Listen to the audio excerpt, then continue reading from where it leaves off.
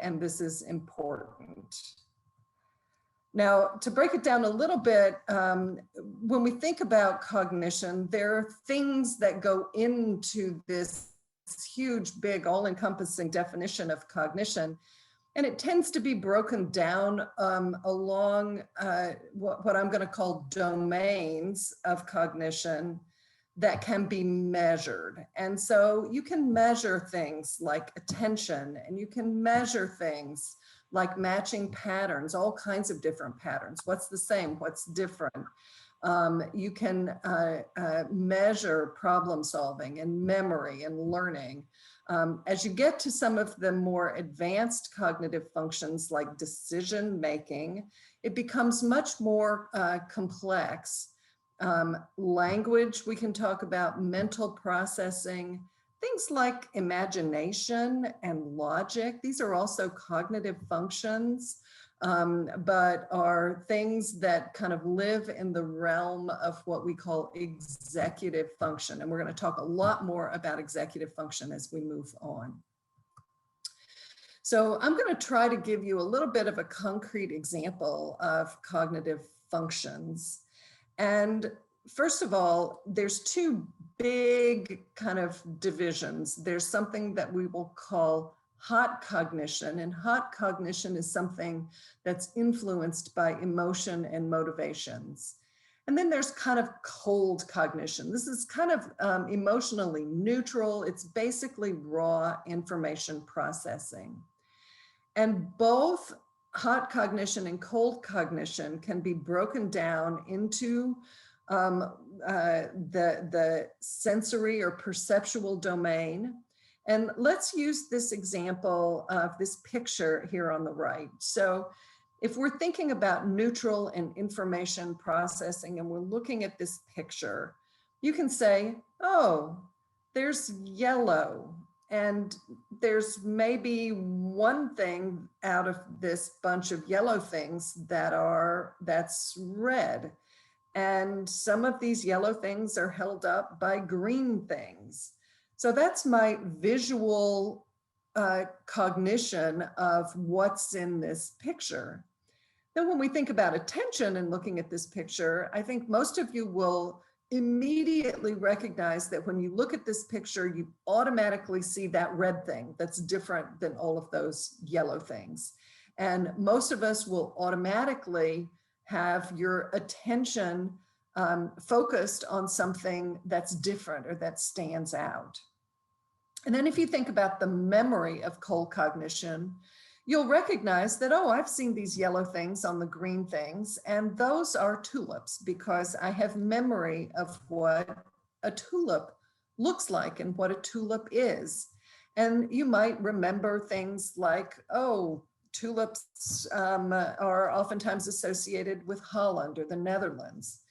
And you might look into your memory banks and you might see that that red thing kind of looks different than a tulip. And if you look at it really closely, you'll see, oh, I remember that that's what a rose looks like. And so that's a red rose that's hiding amongst those tulips. Now, in the hot cognition domain, you might have some feelings about this. Maybe you look at this picture and you say, oh, these tulips are beautiful. And that's an emotional response to what you're seeing when you see this field of tulips. And in terms of memory, you might have a remembrance of, oh, tulips, I associate this with something really happy because somebody in the past gave me a bouquet of tulips. So those are the kinds of examples of how we break down cognitive functions into really complex activities that your brain is performing all the time. And these are things that are performed absolutely all the time, that we're awake and we're alert. Now, I haven't talked a lot about executive function, but executive function really is the way that we synthesize and think about all of the information that we're processing in our brains. All right, I'm going to move on from this, but does anybody have any questions? Does that seem pretty clear in terms of that example? The chat All right. window's clear, so I think we're good. Okay, good. So I'm going to move on and I'm going to talk about this thing called executive functions, because a lot of times, when we talk about lupus fog or the cognitive dysfunction that's very common in lupus, most of you, with that very simple example that I gave you before, really wouldn't have any trouble with that example. That's stuff that you can do that's fairly low, what I'm going to call demand on your cognitive functions. But as we move towards these executive functions, it becomes a little bit more difficult, and that demand that we're asking for from cognition becomes a little bit more difficult when you're going through your day-to-day lives. So when we think about executive function, one of the things that we talk about is something called attention control. And what that means is that you can selectively decide what to attend to, what to focus on, and what to ignore. And I gave you a pretty simple example of kind of one red tulip in a field of one red rose in the field of yellow tulips, and that's pretty easy. It's something that's different. But oftentimes when you're faced with a kind of a morass of stuff that's coming in through your sensory processes, it's kind of hard to selectively attend to selectively ignore or attend to the things. And I'm going to give you an example. An example is, let's say that you have pain. A lot of patients with lupus have pain. And let's say that you are needing to do something on the computer, or you're needing to read something, or you're needing to pay attention to something. And in order to pay attention to something, it would be really helpful if you could ignore your pain. Now, sometimes that's really hard. And when you're calling on that attention control resource, it can be very taxing and demanding as you try to ignore something that you need to ignore, like pain, for example, and attend to something that you need to attend to. Another example is divided attention. And this is, we call it multitasking. But when I talk to people about divided attention, I give the example that imagine that you're sitting there reading the newspaper or a recipe or something that you have to do for work. And if somebody comes up and introduces you and you have to take your attention away from what you were doing, how easy is it for you to come back and to remember where you were and what you were thinking about what you were just previously doing? And this problem with divided attention is something that we see very often.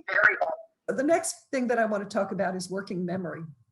Working memory is the ability to hold something in your memory and manipulate the information that you need to manipulate in real time.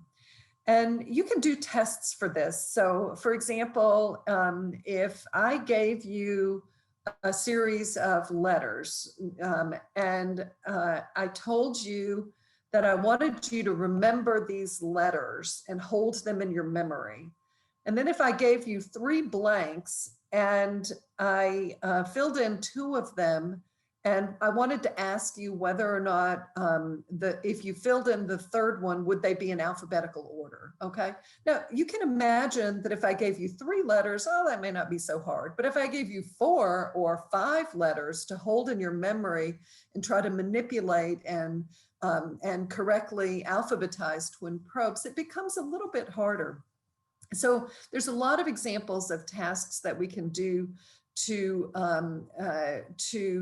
probe working memory, but this is also an area that people with lupus fog tend to have problems with, is kind of holding and manipulating data.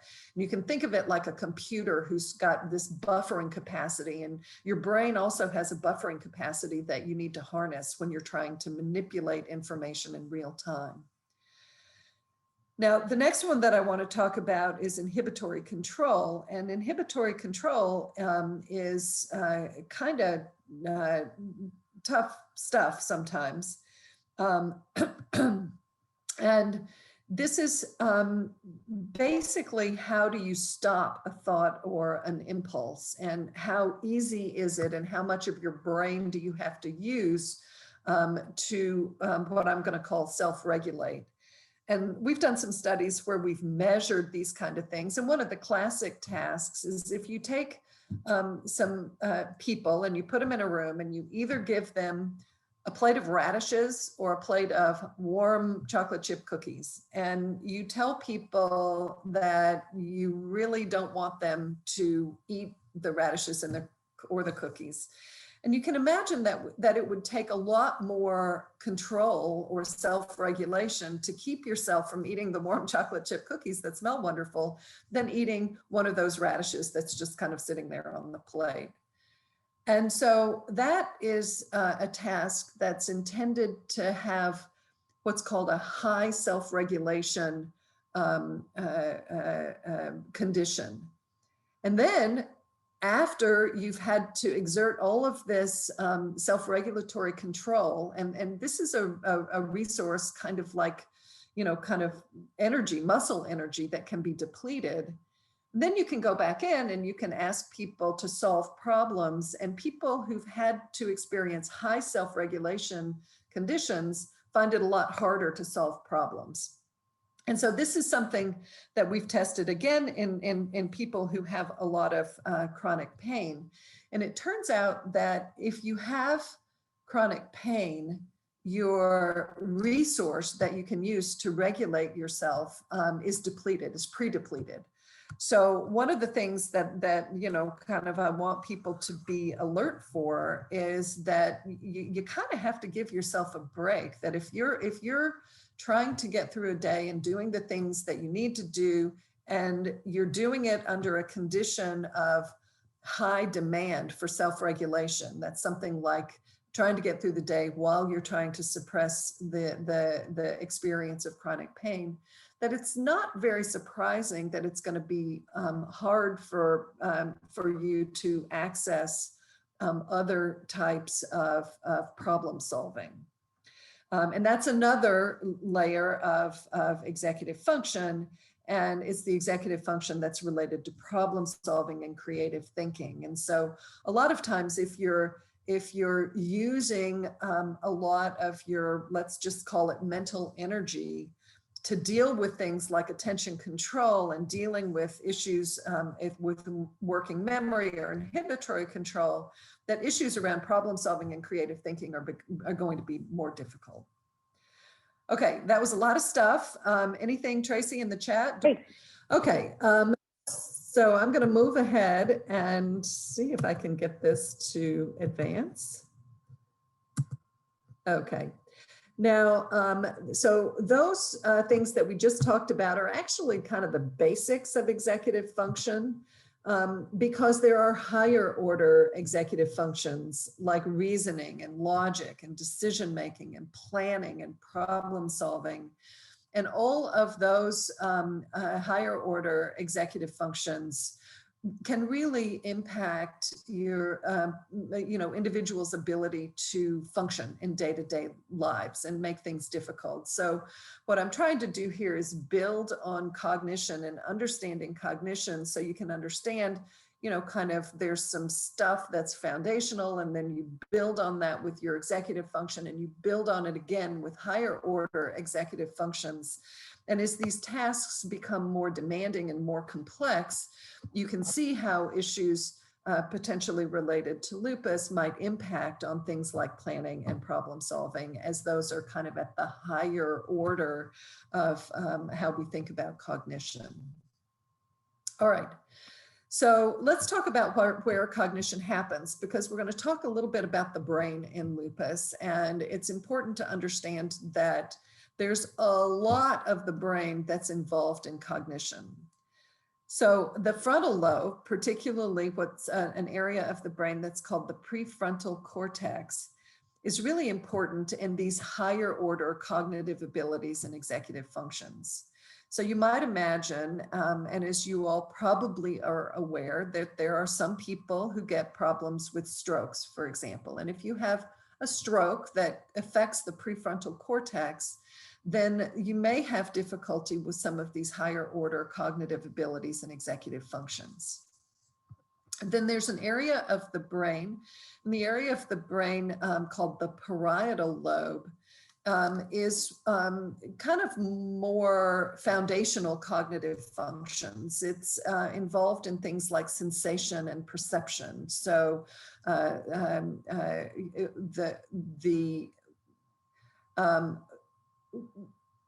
if you hurt your left big toe, the parietal lobe will know that it's your left big toe that you've hurt. And the perceptions around that will be, well, it hurts a little bit or it hurts a lot. So the parietal lobe actually is responsible for processing that information intake with respect to sensation. And the occipital lobe is important for visual cognition. So that's where the information that comes in through your eyes is seeing, and that kind of ability to look at something and say, it's yellow, it's shaped like a tulip, that happens in your occipital lobe. And in the temporal lobe, that's where you have memory, but also speech and auditory information. So if you hear something, if you can recognize a voice, for example, that's something that's a process in that temporal lobe of the brain. And the thing that's really important to understand is that memory and learning and sensation and all of these cognitive functions are really widely distributed across the brain. So if there's a problem in the brain that affects it very widely or very diffusely is where you're going to get into issues with some of these cognitive functions. Okay, let's see. There's some stuff in the chat. Tracy, do you want to look at that? Just a couple of things. I think you got the question from Jessica about frontal lobe functions with showing those other lobes. Why does lupus seem to target the frontal lobe and prefrontal cortex? Is it all from inflammation, or is there something else going on there? Well, what I would say is that lupus doesn't specifically target the frontal lobe.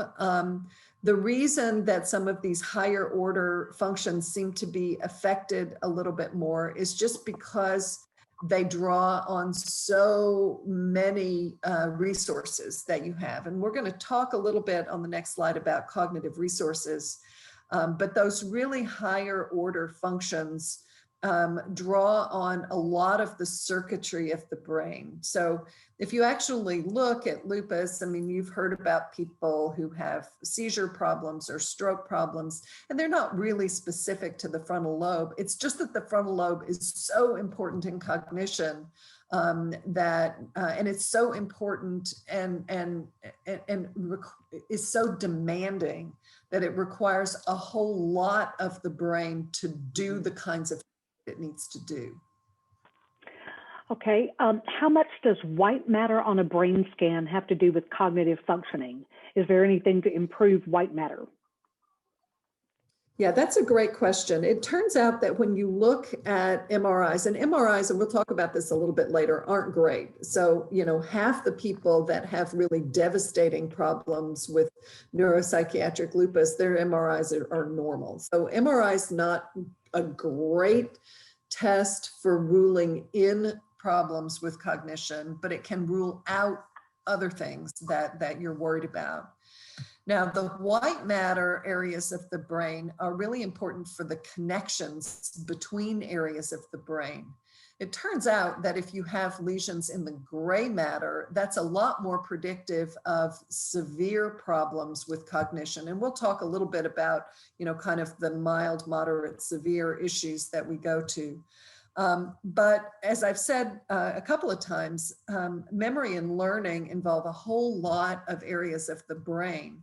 And so some of those little white matter lesions that interrupt the connections or the pathways between the areas of the brain might be important. They might not. It's not proved that these little white matter areas that can be frequently involved in people with lupus are definitely correlated with specific cognitive functions, but it makes a certain amount of sense that if there are particularly a lot, I mean, as you get older, almost everybody has a few white matter lesions, but if you have a lot of them, then it might be involved in cognitive performance just because it interferes with the connections between all the areas of the brain. Okay, great. And Bernadette asks, is it true that postmenopausal women lose the ability to remember nouns? If so, does brain fog increase that loss of memory? Well, we're going to talk about aging because that's really, really important to take into account. So hold that question. Great. I'm going to give you some information about cognition and aging. And then Linda has a question about using techniques to help those of us with chronic pain. We'll hold that for later, okay? Yeah, and that's really important as we talk about managing cognitive issues. That's a really important issue to discuss. So, all right, I'm going to go on to the next slide, because one of the things that I want to just make people aware of is that there's wide divergence from individual to individual in the cognitive resources that people can draw on. And people's brains are just kind of organized differently one to another. And so there's knowledge structures that involve the areas of learning and memory. And those structures change. They change with things like more education, for example, or more experiences. And so those structures themselves can be really important. And this gets to the question of memory and aging, because knowledge structures are important for something called semantic memory. That's kind of the stuff that you know. And as you get older, you know more stuff because you've been around longer, you've had more experiences. And sometimes it may be a little bit more difficult to access, particularly to access quickly. But those knowledge structures tend to be retained as you get older. The next cognitive resource is kind of related to biological resources. And the fuel for the brain is glucose. And so your brain needs energy in order to work. And we'll talk about this a little bit later as we talk about managing, but I suspect that most of you have times of the day where your brain works a little bit better than others. And that might be because you have given your brain some fuel to work. And so that's just something to keep in mind as we talk about it, that your brain does need energy in order to perform the kinds of work that it needs to perform. Mental resources, this is goes back to knowledge structures and gets back to using old knowledge and experience to help you with current thinking. And that's a cognitive resource that you have to draw on is your knowledge and experiences.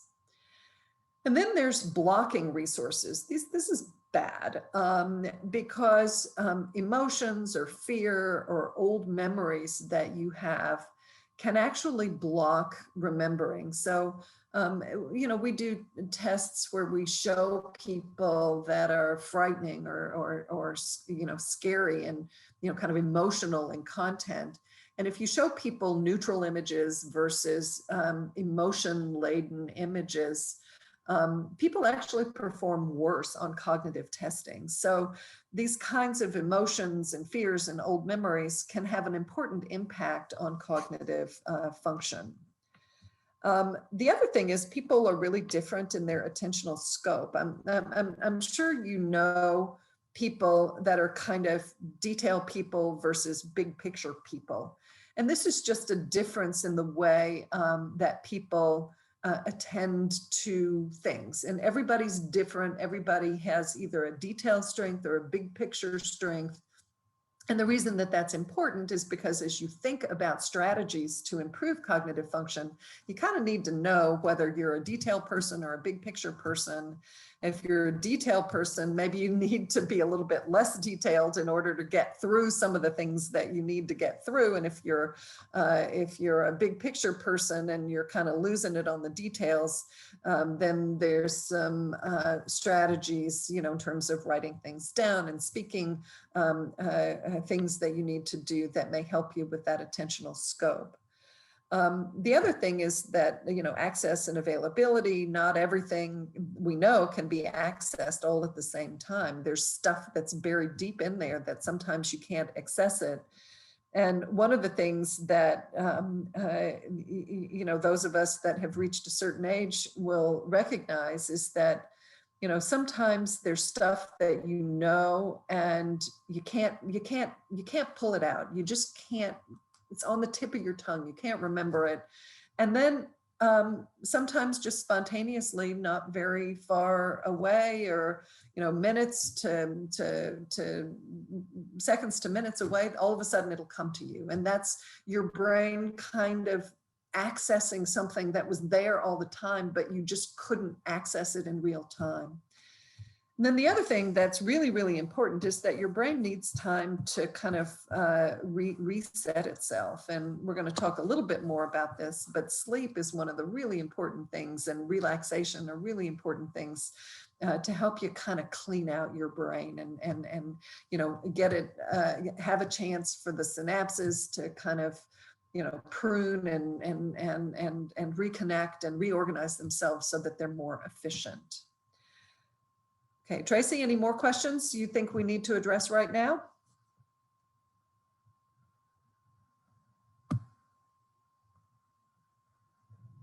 Hearing nothing, I'm going to move on. Okay, so that was kind of basic background, hopefully laying the groundwork for what we're talking about when we're talking about cognition. And then let's talk specifically about cognition in lupus. So there's lots of reasons that people with lupus might experience cognitive impairment. And so there's things about lupus related to the autoimmunity or the inflammation of lupus that can cause cognitive problems. And we're going to talk about how what's called neuropsychiatric lupus, that's a real big term for anything that affects the nervous system that's seen in people with lupus. And then there's a specific kind of what's called an autoantibody, and I'm sure that you all are aware of what those are. Those are antibodies that recognize particular targets. And there's one of these autoantibodies called an antiphospholipid antibody. And that antibody has been particularly associated in some people, not in everybody, with problems in the nervous system in people with lupus. And then there's stuff that's a whole lot more common in lupus than it is in people without lupus. Many of these related conditions or associated conditions also cause cognitive impairment. We talked a little bit about pain. You know, 30% of patients with lupus have fibromyalgia, and I'm going to go over, because this is an area that I've studied in my career, some of the issues of cognition and fibromyalgia that are really similar to what we see in lupus. If you have severe depression, which could be lupus or may not be lupus, that's associated with slowing of mental processes, and processing speed underlies a whole lot of cognitive functions. And then fatigue and insomnia. If you're, I mean, everybody kind of intuitively knows this. If you don't sleep and you're tired, it's harder to perform the cognitive tasks that you need to perform. So all of these issues are really important in patients with lupus and may themselves cause cognitive impairment that may or may not be related due to inflammation or autoantibodies. And then there's medications. So a lot of times there's medicines that we give to people with lupus that can impair cognition, pain medicines, seizure medicines. steroids can cause psychosis in some people with lupus and given with high doses.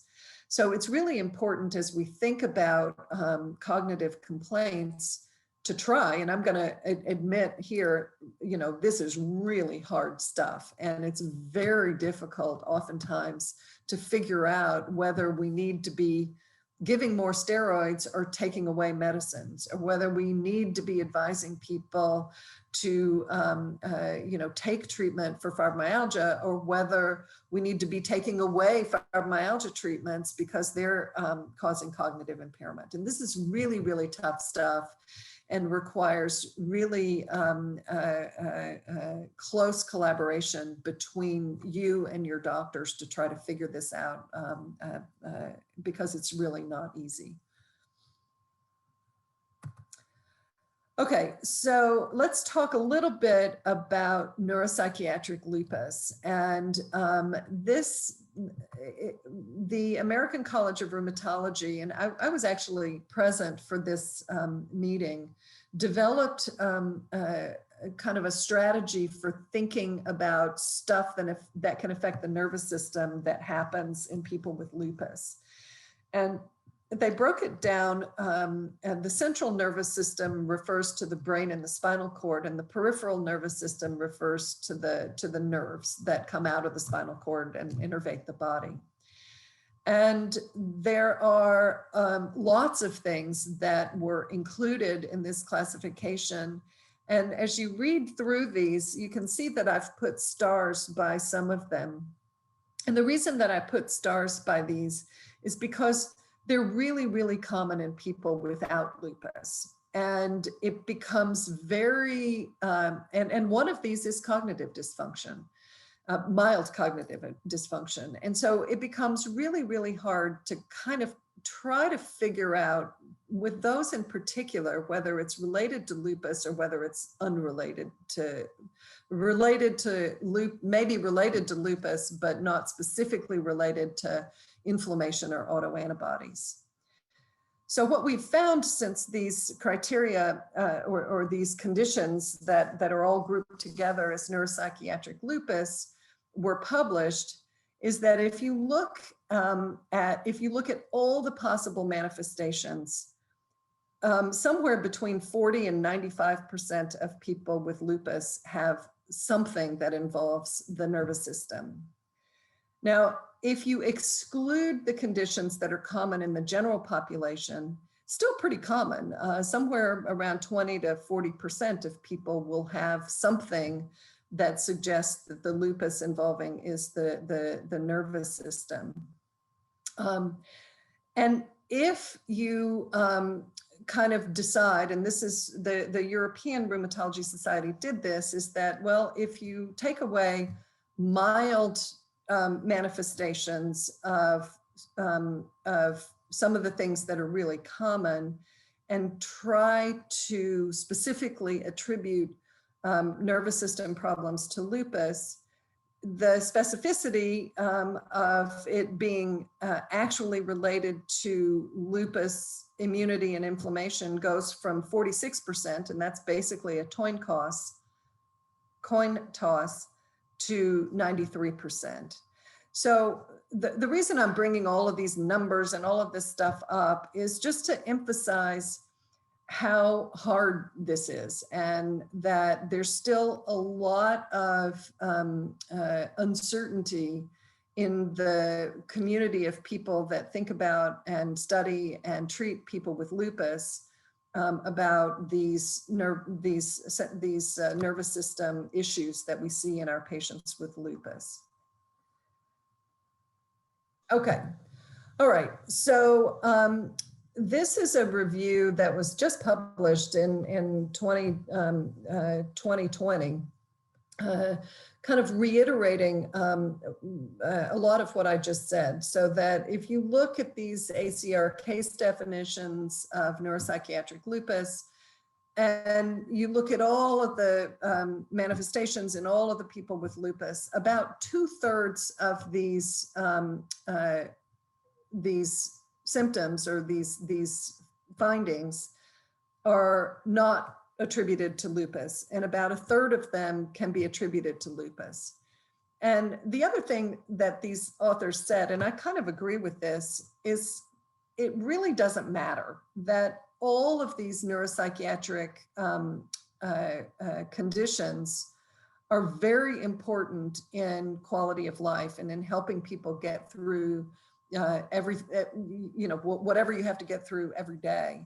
And so whether it's specifically attributed to lupus or not specific to lupus, but still present in your patient with lupus, it becomes really important to address these concerns. So let's talk about, and this is a question that came up a little bit earlier, about why lupus would cause cognitive impairment. These autoantibodies that circulate in lupus, they're big. And normally stuff that circulates in the body, these antibodies are not able to cross what's called the blood-brain barrier. And the blood-brain barrier is a barrier that usually keeps the brain separate from the normal circulation.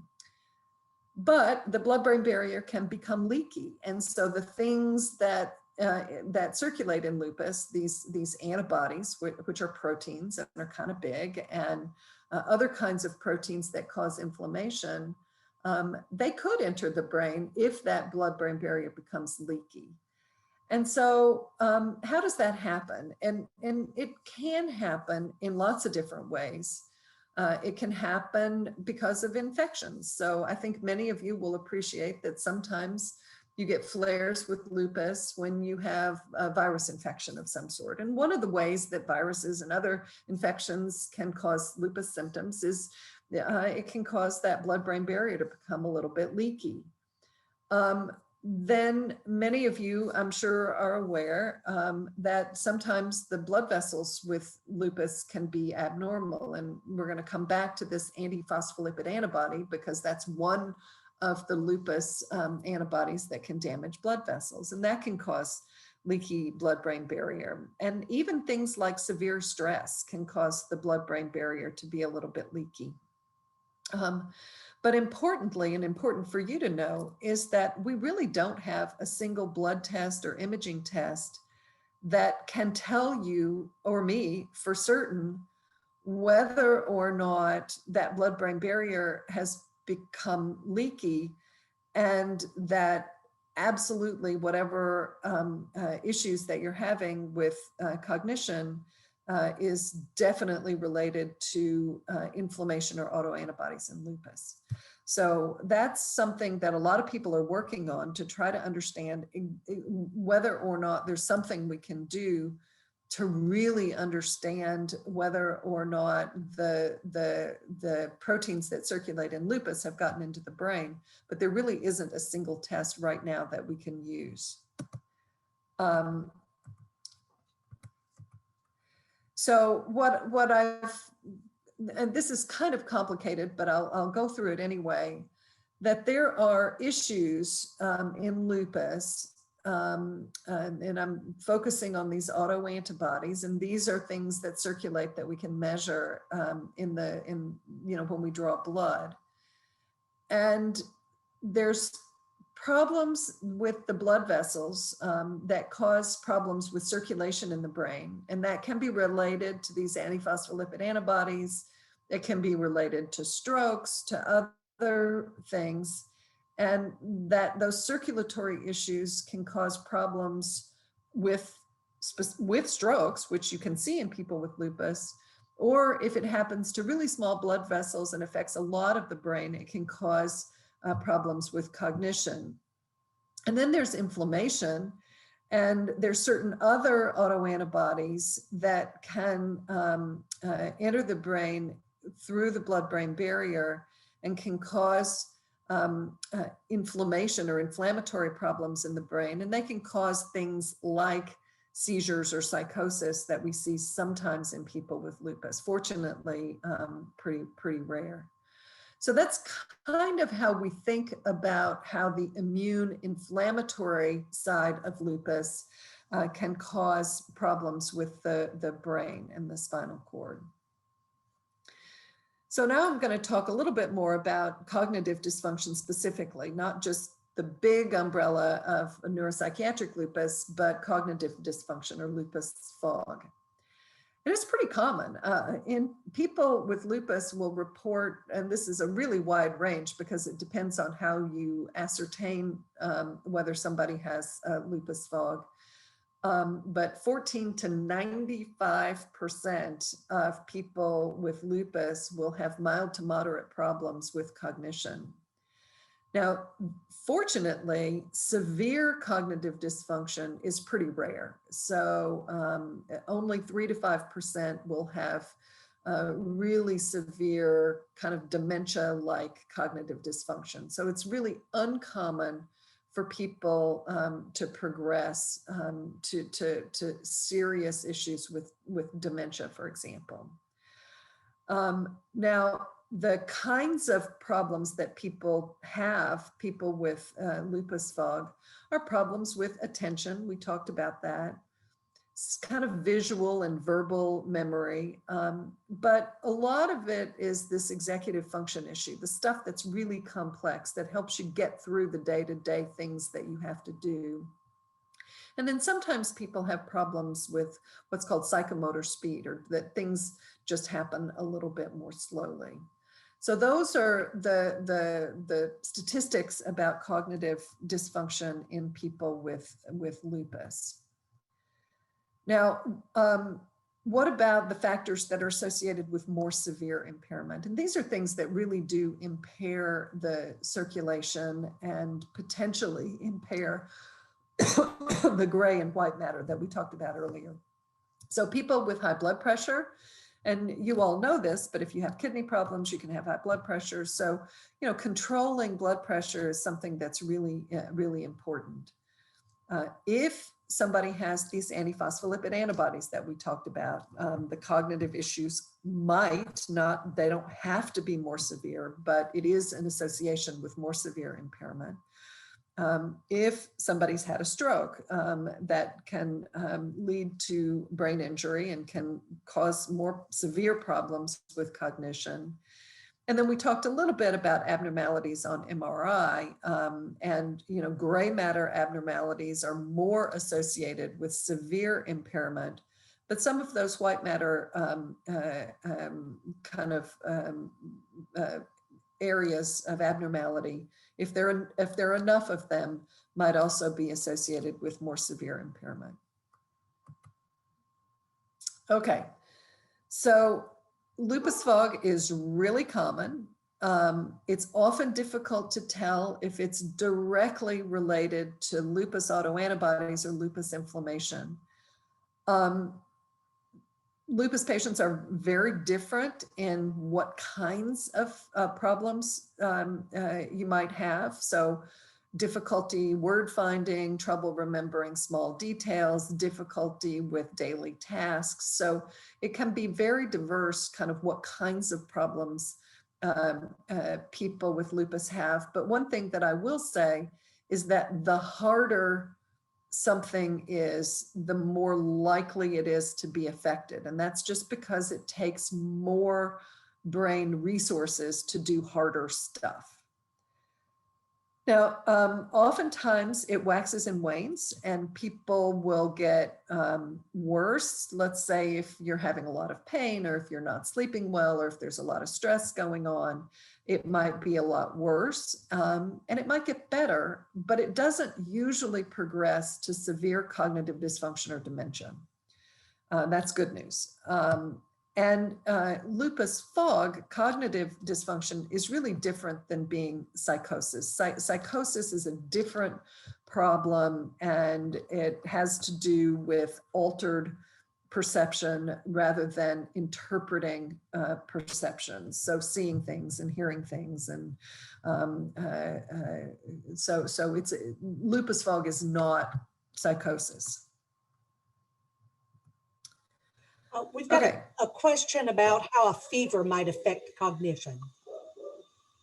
So that's a really good question, and that gets back to the issue of whether or not things like infections, and fever is part of the profile of infection, can cause the blood-brain barrier to be a little bit leaky. And the answer is yes, is that, you know, fevers, particularly high fevers, not low-grade stuff below 100, but high fevers are associated with leakiness of that blood-brain barrier and could cause either antibodies or what's called cytokines, some of these inflammation-promoting proteins, to get into the cerebral circulation. So it's a great question, and it is something that we do pay attention to, and is one of the reasons that these kinds of problems may wax and wane. Okay, so how do you diagnose cognitive dysfunction? And a lot of times, you know, there are self-report problems with cognitive dysfunction. And one of the things that you all probably have experienced is that sometimes the testing that we do is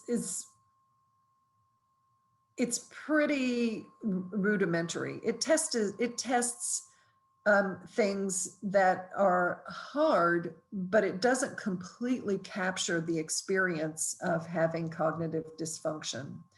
So this is what we do. We do neuropsychiatric testing, and I'll go through some of the ways that we do this.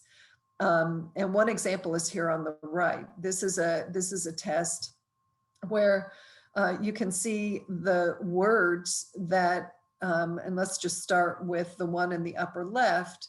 The word is blue, but it's in red, the color. And one of the ways that you might test people is you might ask people to report on what they see and see how frequently you can get confused about the color that you're actually seeing and what the word spells.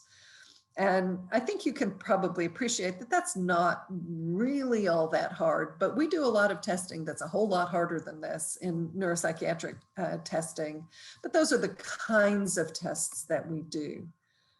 And then if I have a patient that's got lupus and that's complaining of cognitive problems, I will oftentimes do an MRI, mostly to make sure that I'm not missing something, that there isn't a stroke that needs to be treated or an inflammatory problem, because it changes the way that I think about treatment, whether it looks like that there's either, you know, some blood vessel damage or, you know, kind of ischemic problems, that circulatory problems or inflammation problem that would be addressed in a way that's different than how I would think about managing cognitive dysfunction otherwise. And I'll just reiterate that MRI is not very specific for these kinds of problems, that it can be normal in up to half of the people who have really severe neuropsychiatric issues, psychosis, for example. I mean, the MRI can be completely normal in somebody who's psychotic or who's having seizures related to lupus. So it's not specific, and when I do them, I'm mostly looking to see if there's something else going on that might be causing the cognitive dysfunction. Okay, and then what about these co-occurring conditions? Well, I've said this a couple of times, it's really, really hard to figure out if cognitive dysfunction is related to active lupus, if it's related to damage from past lupus activity, or if it's related to something else, things that very commonly occur in people with lupus.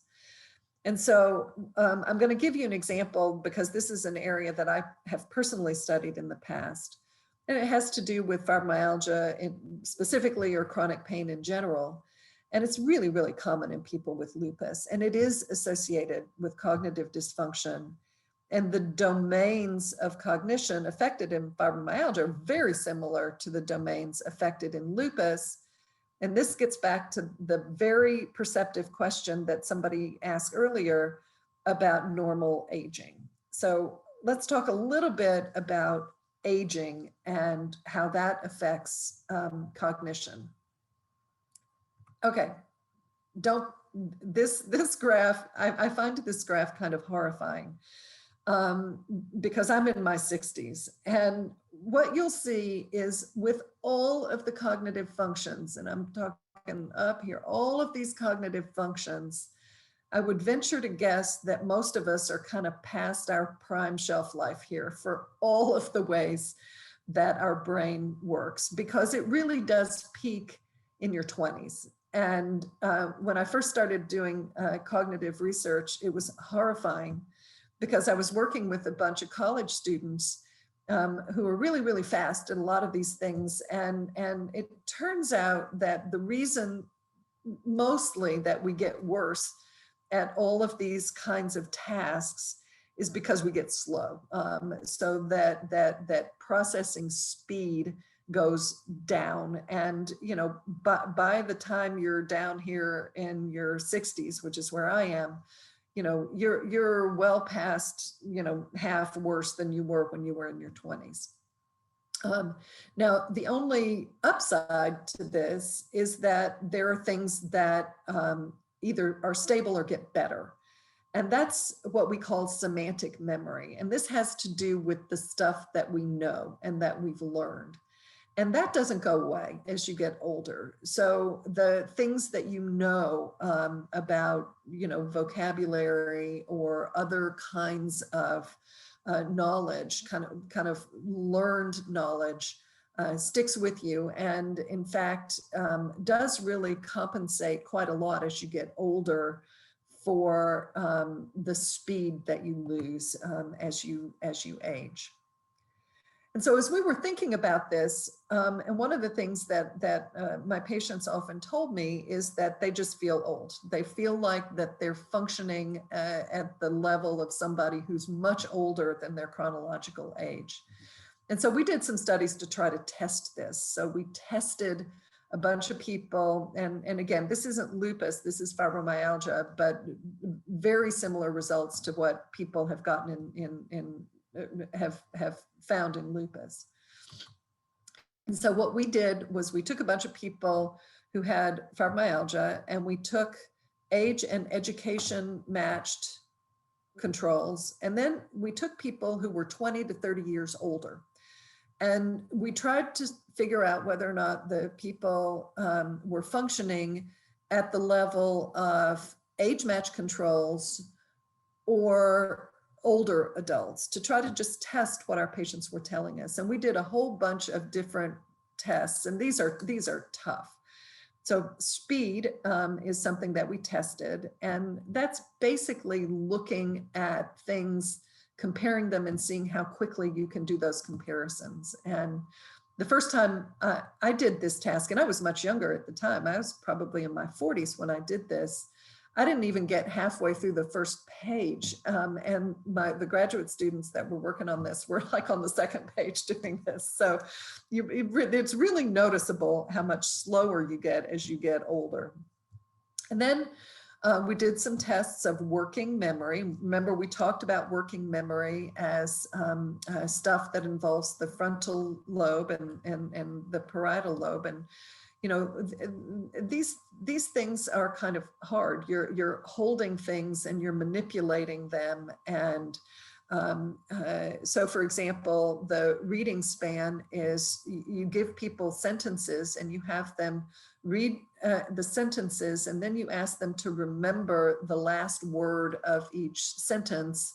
And then you ask them, okay, now go back and what were the last words of each of these sentences? And you can do sets of 3 or 4 or 5 or 6 different sentences, and you see how well people do remembering those last words.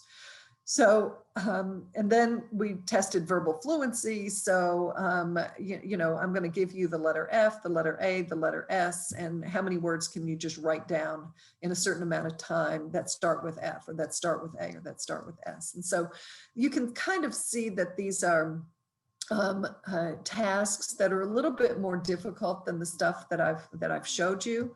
The free recall is you give people lists of 16 words, and then you tell them, okay, write them down, all those 16 words, and you see how well people can remember the words just by free recall. And recognition memory is a little bit easier because you give lists of 32 words and you ask somebody, well, was that word on the list or not on the list? And so And then we test semantic memory by stuff that should be encoded in people's memory. So it's a pretty demanding protocol that we used. And this is what we found. We found that indeed, for working memory, people with fibromyalgia functioned more like older controls than age-matched controls. And that was true for a number of different types of memory that we tested. Working memory, remember that's kind of hard. Verbal fluency, more like older controls than age-matched controls. For free recall, more like older than age-matched. Now, vocabulary, it turned out the fibromyalgia patients were worse than older controls. Remember, I told you that these kinds of semantic memories are supposed to be preserved. And you can see that older adults and age-matched people, they perform the same, but the fibromyalgia patients were worse, which was kind of surprising to us. The other thing that was kind of surprising is that speed was not to blame. The fibromyalgia patients were just as fast as the age-matched controls and were better than the older controls. So what that told us, and how we interpreted these studies, is that there are changes that happen in the way that the brain is organized in people who have chronic pain that change some things about how the brain works. And that's probably true in lupus as well. The mechanisms may be the same, they may be different, but that's probably true in lupus as well. Okay. Are there any questions, Tracy, in the chat box that you need to go to before we? Yeah, Linda's asking, how do we remember some things but not others, especially when someone is speaking? Well, that's oftentimes that has to do with divided attention. I couldn't tell you in every specific circumstance, but the things maybe that are more meaningful, that have more meaning, are sometimes easier to remember because when somebody's speaking, you're taking in the information through that auditory part of the brain. And then, and that's a little bit harder sometimes than the visual part of the brain. The auditory sometimes is a little bit harder for people.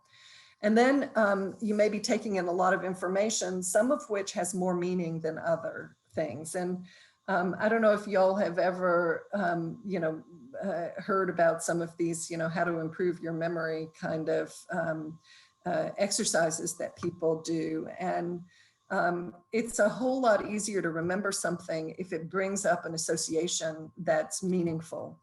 And that's a way that some of these kind of memory tricksters can remember a whole bunch of stuff, because they assign, a visual image to something that they're trying to remember.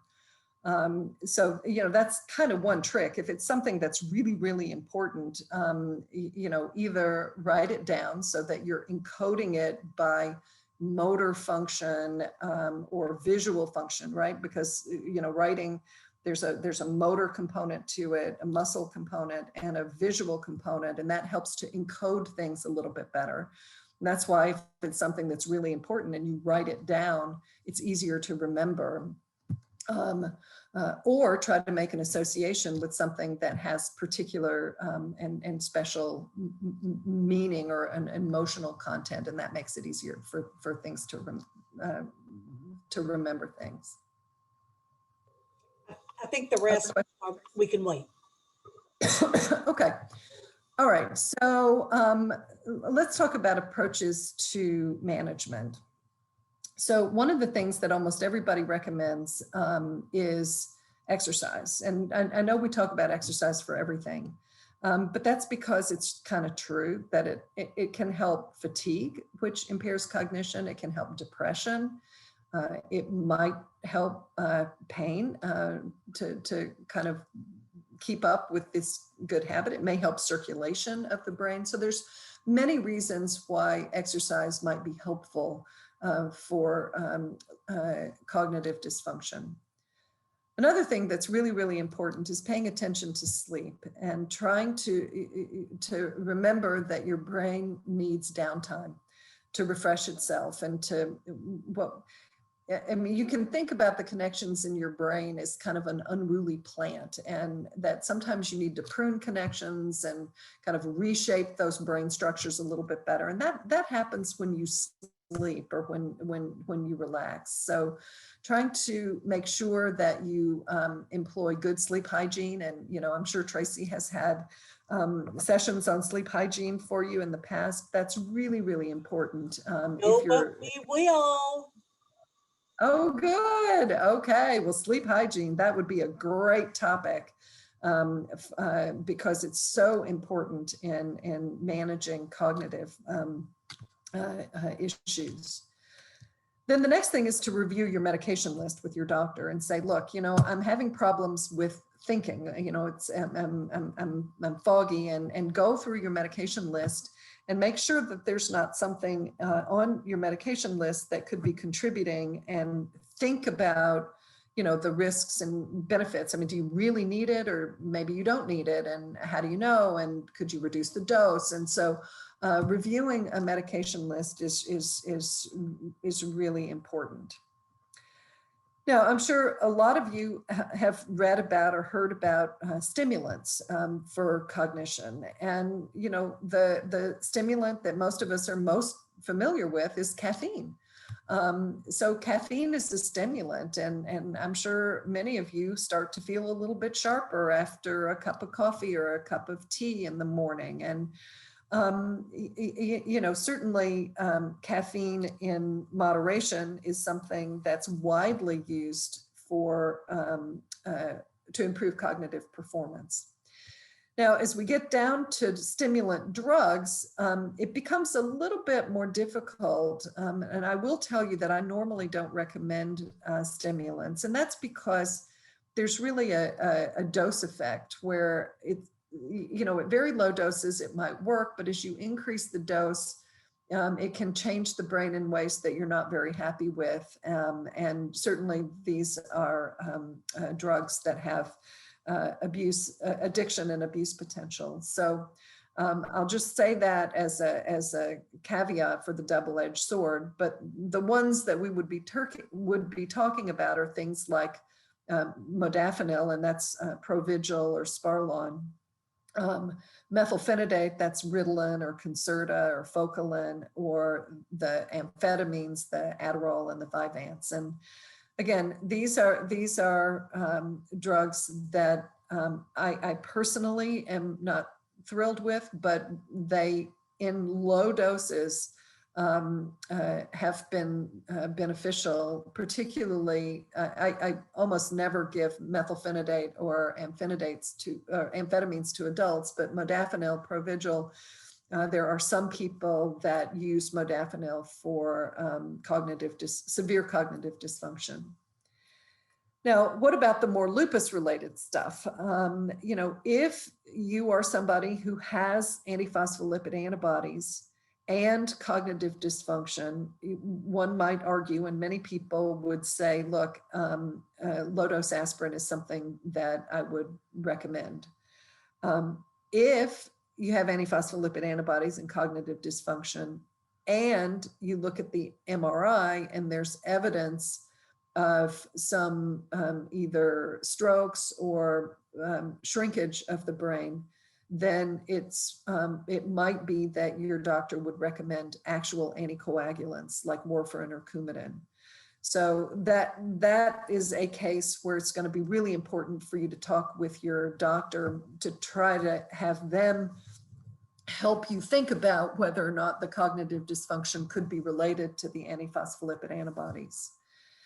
And then if there's acute or severe cognitive problems in the setting of active lupus, that's when one might consider steroids or Cytoxan or Rituxan or something that would really attack the inflammatory aspects of lupus. And I usually would refer, if I'm specifically talking about cognitive dysfunction in lupus, I would refer those kinds of treatments to somebody who had severe cognitive dysfunction and active lupus. I wouldn't personally treat mild and moderate cognitive impairment with higher dose steroids or Cytoxan or Rituxan routinely. All right, and what about tips for coping? I've talked about how hard this is, about how common mild and moderate cognitive impairment is. There are really no great drugs for lupus fog. So how do you cope with it? What are the coping skills that you might use? And I've said this before in answer to that question, write it down, say it out loud, anything to help you encode something that you're trying to remember. Calendar, stay organized. If you're having trouble with remembering, the what, when, where, how of what you need to do, the more organized you can be, the easier it is to do the tasks that you need to do. The other thing is, remember that cognition is a depletable resource. And so it may be that, you may be trying to do too much and that you need to prioritize the things that need to be done versus stuff that you don't really need to do. And as you're calendaring, you might think about what you need to do now or what you can put off that kind of takes or steals some of that cognitive resource. We talked a little bit about time of day and sleep and fatigue. And one of the things that you might do as you're prioritizing your activities is try to time the things that are most important for your best time of the day. Almost everybody will tell you, oh, I'm a morning person, or I'm a nighttime person, or I'm terrible in the morning, but I got a few hours in the middle of the day when I'm pretty good, and then I crash at the end of the day. And if you can time your activities, particularly the important activities, to the time of day when you're your best self, that can be a good coping strategy. The other thing is to stretch your memory, kind of work on it. Take up something that's something new or that's a little bit stretching yourself. And it can be something from, doing a puzzle where you're working on your visual and perceptual memory to taking up a card game, or some of these things that help you do a little bit of exercise for your brain can be helpful. And then keep up those good habits. Exercise, get your sleep. Things like smoking interfere with sleep and can cause problems with blood vessels, and you don't want to do any of that. Treat your high blood pressure, all of those good habits that you need to do routinely, both to manage lupus, but that can also be helpful with cognition. The thing that I'll leave you with, and Tracy graciously allowed me to kind of advertise a little bit, is that we're actually doing a study on people with lupus who have cognitive problems at Vanderbilt. So if you have lupus and you have cognitive problems and you're interested in research, you might be eligible for this study. And this is a study called Clear Memory, Clearing Lupus Fog with Memantine. So what's Memantine? Memantine is a drug that is approved for people with dementia. It doesn't work all that well for people with severe dementia. But the way that it works is it works on a particular brain receptor for a chemical called NMDA. And the reason that we've been interested in this drug in lupus is because patients with lupus can have antibodies that recognize this receptor. So if you have a leaky blood-brain barrier and you have an antibody to the NMDA receptor, then it might be contributing to memory problems. And we're actually testing in all the patients that enroll whether they have antibodies to these NMDA receptors. The other thing is that we identified some genetic variations in this receptor that were present in people with neuropsychiatric lupus, so that we have both the antibodies and the genetic reasons that these NMDA receptors might be important. And memantine is a drug that's been approved and it works on this specific receptor. So that's why we're studying this drug. And so if you have any interest, the study is for people who are age 18, and we had previously cut it off at age 60, but we decided to expand to age 70. And you have to have been diagnosed with lupus by a physician. And you have to have measurable cognitive dysfunction. And so about half of the people that we bring in who have real complaints, we're not discounting the complaints, it's just that we can't measure them. And so that means that it's really hard to tell if somebody's getting better. So we have to be able to measure the cognitive problems in order for us to really test whether or not the drug is helpful. And so if you're interested and willing to come to Vanderbilt, there's a screening visit that lasts about 1 to 2 hours, and we draw blood and we do some cognitive and other kinds of testing. And we try to assess whether or not taking Memantine would be safe. And also, again, to figure out whether we can measure benefit of the Memantine. So that's a visit that allows us to assess the risk-benefit ratio of taking the medication. And then if you qualify for the study, there's 3 additional visits to adjust the treatment and to assess response. So Tracy knows about the study and knows how to get in touch with me, but I've put my study coordinator's phone and email address and my email address down here, so that if any of you are interested in learning more about the study, we can certainly tell you more about the study. Great, and I've dropped Jonathan's email address and the phone number into the chat window. Great. Okay, so that's it. And I'm happy to answer any questions. I know that was a lot of stuff and a pretty complicated stuff, but I'm going to stop sharing my slides and pull up everybody's faces. And I'm very happy to answer questions from anybody. Okay, well, we've got a couple on here that have come in, and the most recent one is Naltrexone a good prescription for SLE patients with cognitive issues?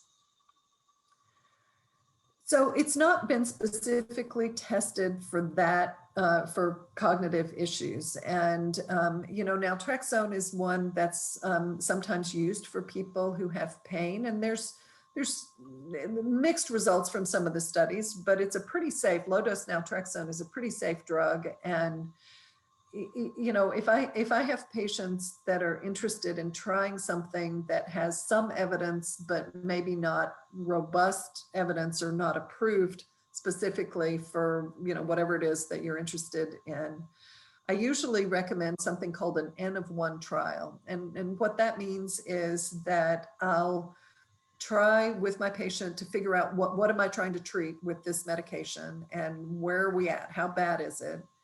And then give somebody a trial of, say, a month or 2 on a medication, and then reassess the issues that you're trying to treat.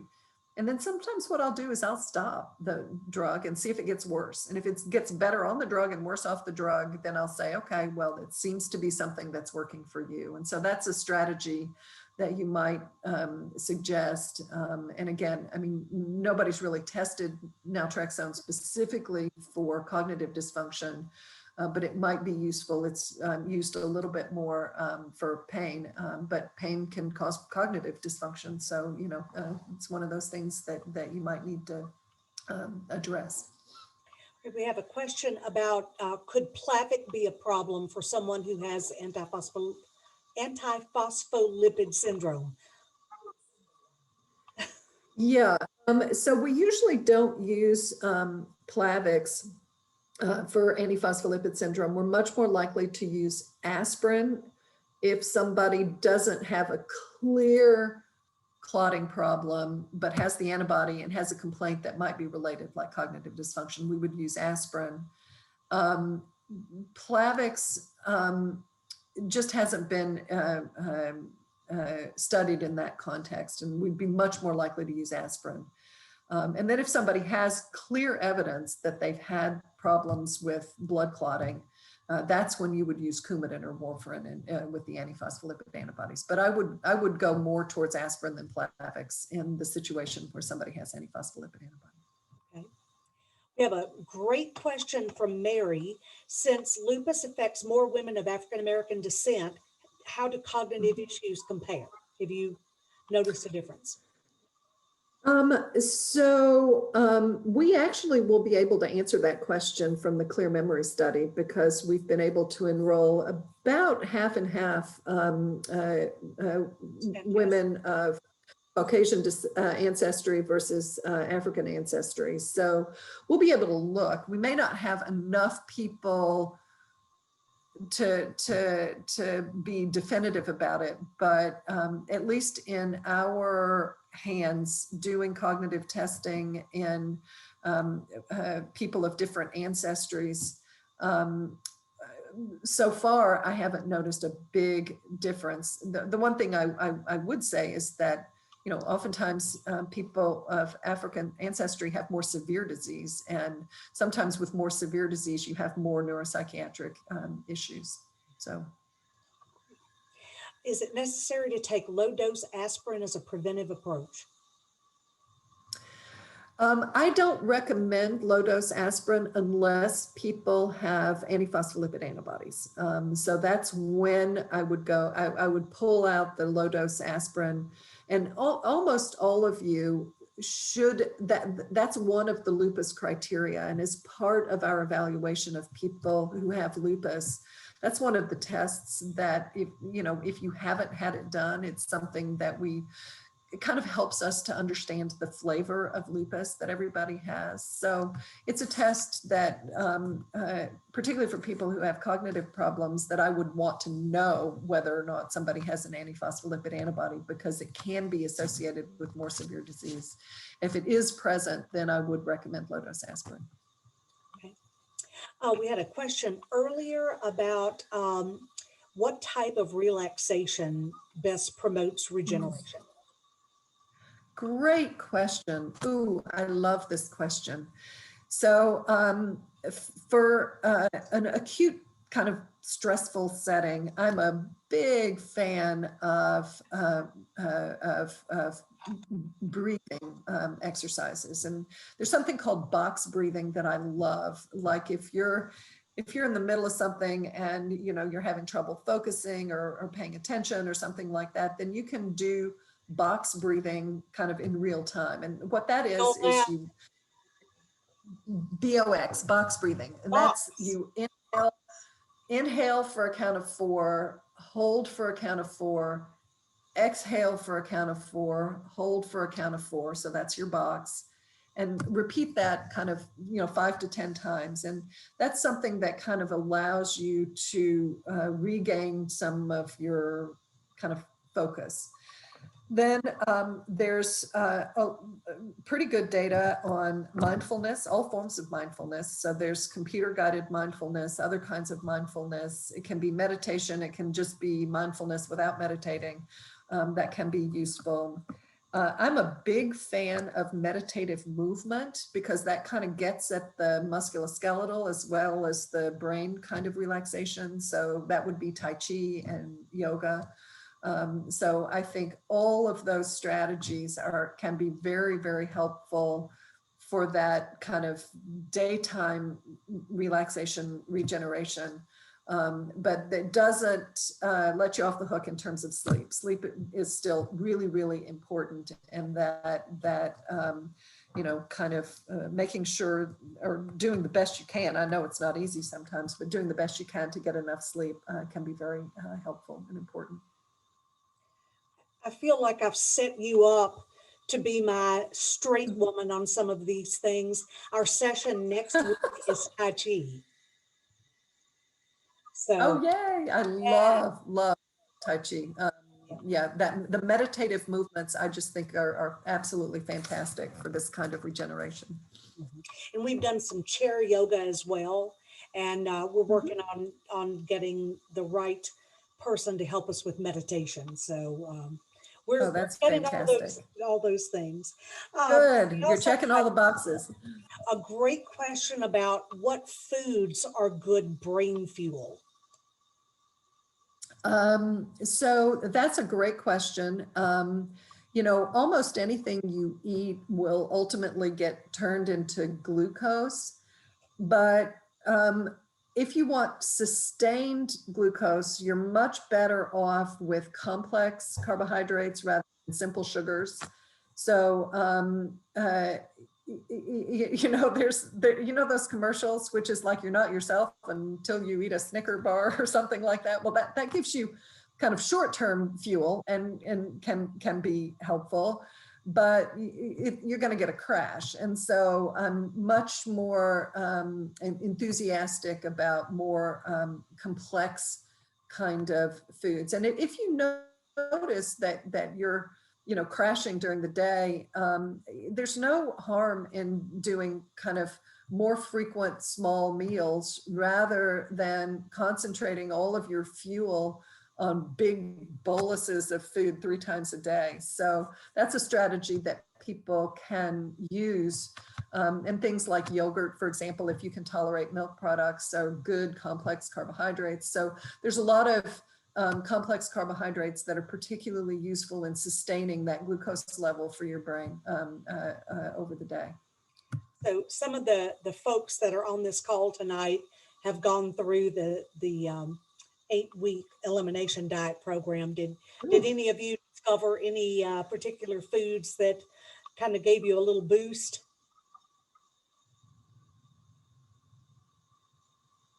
Other than coffee. And yeah.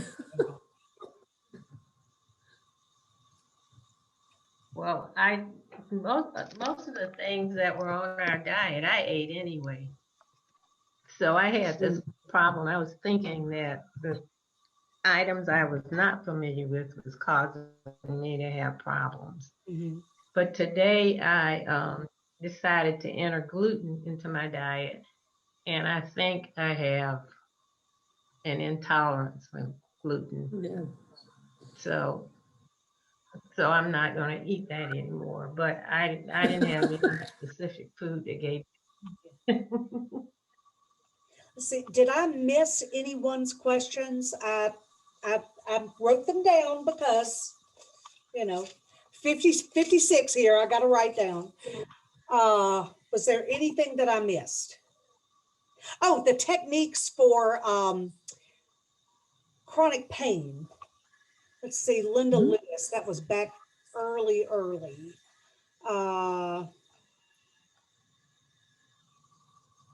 Yeah, I mean, it's tough stuff. You know, we're not very good at treating chronic pain. And as those of you who have pain are well aware, it demands your attention. And when pain is demanding your attention, that leaves less cognitive resource for doing everything else. So it's really, really important. And sadly, we don't do particularly well at treating chronic pain. One of the reasons I love meditative movements is because I think my own view is that that's one of the best strategies for managing chronic pain. It kind of allows those connections between your body and your brain to become more efficient. The other thing about chronic pain that's tough is that a lot of the medicines that we use can cause cognitive problems. So for example, if you're taking, you know, Neurontin or Lyrica, you know, those can cause cognitive problems, and they may manage your pain, but can, you know, kind of exacerbate some of the thinking problems. So that's a really, really tough issue. And I tend to try to use physical measures, you know, heating pads, cold packs, TENS units, meditative movements, exercise, some of those types of strategies to try to help manage chronic pain, particularly in people who have problems with cognitive dysfunction, because everything else that I do to try to treat cognitive pain can make cognitive issues worse. So it's really tough stuff, and it's an area that I've been interested in for a really long time. We're currently studying TENS, for example, for people to try to see if using TENS can be an important adjunct, or more important than what we currently know. So it's tough, but I particularly love some of the physical measures to try to manage pain in people who have cognitive dysfunction. All right, does anyone else have a question for Dr. Crofford? Oh, are you aware of any studies on Posit Science, Brain HQ? Is that right, Jessica? On lupus and cognition? Yes. Okay. Yeah, there's, our study that we're doing, there's a scientist in New York named Betty Diamond, who's interested in a drug called an ACE inhibitor, which is a drug that's used to treat hypertension. And she thinks that that might be a very important drug for working on that blood-brain barrier leakiness that people have. And so she's doing some studies on ACE inhibitors.